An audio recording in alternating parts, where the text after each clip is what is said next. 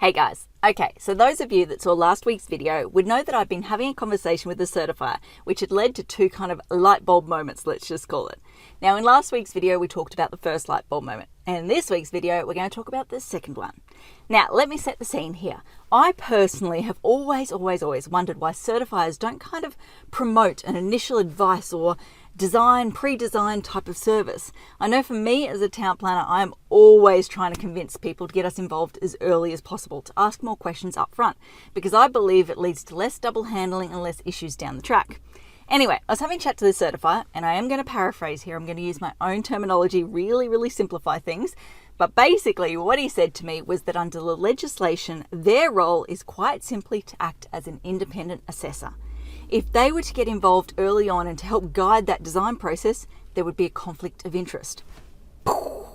Changed my world. I thought I knew what a certifier did. In that moment, I sat there and went, geez, I really had no idea, did I?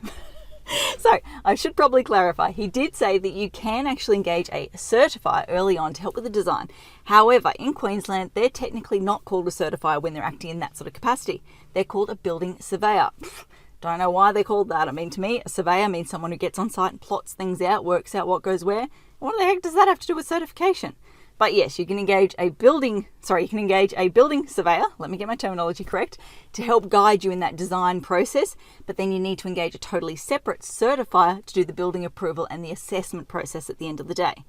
So moral of the story, or the point I want to get across here, is you can't expect a certifier to be a one-stop shop for the whole lot.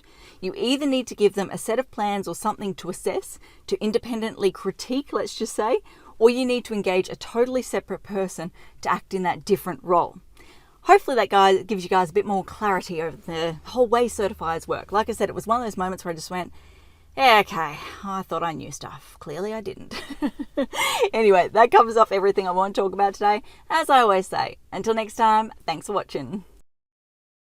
For all you red tape lovers out there, I have one thing to say. Well, no, actually, I've got three. Number one, the advice provided in these videos is general in nature. It's not site-specific. You would be a silly Billy to go and make financial decisions based on this advice without first checking with the town planner. Don't be a silly Billy.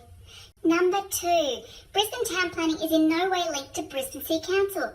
The views expressed in these videos are my own, not council's. So if you don't like them, blame me, not council. Number three, what was my number three? Oh yeah, the views expressed in these videos are accurate at the time of recording. If you're watching this video back 10 years from now, the views may not be so accurate. That's all. Bye.